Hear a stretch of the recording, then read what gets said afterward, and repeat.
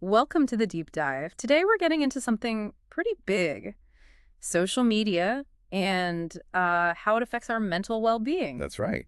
We've looked at some interesting material like social media and mental health, balancing the digital mirror. And our goal here is, to cut through all the chatter. We want to give you a clear picture of the impacts and maybe some ideas on how to navigate it all a bit more healthily. Exactly.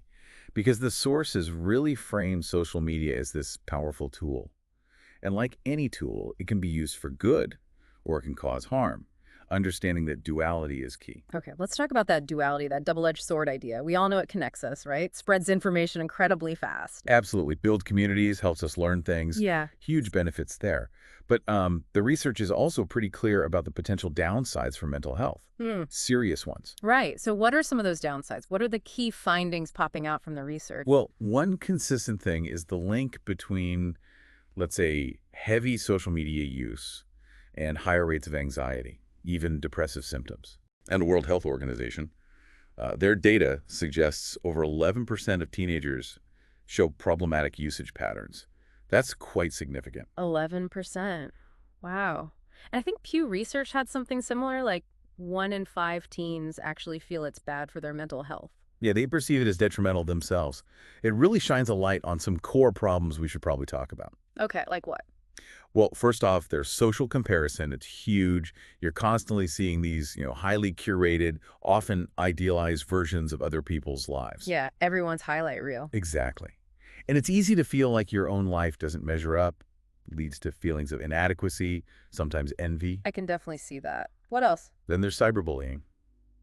It's a really serious risk on these platforms. The reach, the potential anonymity Mm. can be incredibly damaging to mental health. Ugh. Yeah, that's a tough one. Still happening far too much. Yeah. Anything else the sources flag? Sleep interference is another big one. Scrolling late at night. Guilty. Definitely Yeah. disrupts things. It does. The blue light messes with melatonin production. Plus, the content itself can be stimulating or anxiety-inducing, making it hard to switch off. Right, hard to wind down. And we also have to consider the platforms themselves. They're often designed, quite intentionally, to maximize engagement, to keep you coming back. Those notifications, the infinite scroll. Precisely. It can foster patterns of use that feel, well, almost addictive, that constant urge to check. Okay, so it sounds like there are quite a few potential pitfalls. But it's not all doom and gloom, right? What can we actually do? What are some practical solutions? Definitely not all doom and gloom. Mindful usage is probably the most important thing. Setting intentional limits on your time. Like time limits on apps? Yeah, or just being conscious. Asking yourself why you're picking up the phone. Is it intentional or just habit? Turning off non-essential notifications helps break that constant pull too. Taking back control, basically. Makes sense. What else? Curating your feed is really powerful. Actively choose to follow accounts that make you feel good, that inspire you, or offer genuine value. And unfollow the ones that don't. Absolutely. Unfollow, mute, whatever works. Be ruthless about protecting your headspace. Think of it like tending a garden. I like that. A digital garden. Sort of, yeah. Yeah. And related to that is the idea of a digital detox. Yeah. Taking regular breaks. Doesn't have to be weeks. Even just a day or an evening off can make a difference. Just hitting pause, let the brain reset a bit. Exactly. Give your mind some breathing room.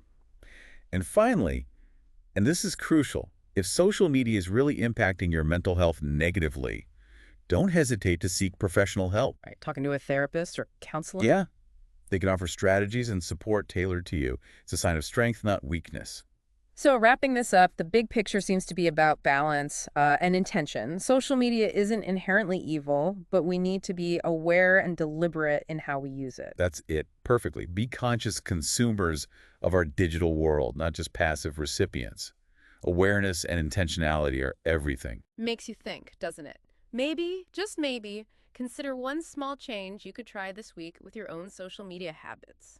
What could that look like for you to build a slightly healthier relationship there? Definitely some food for thought. Thanks for exploring this with us today.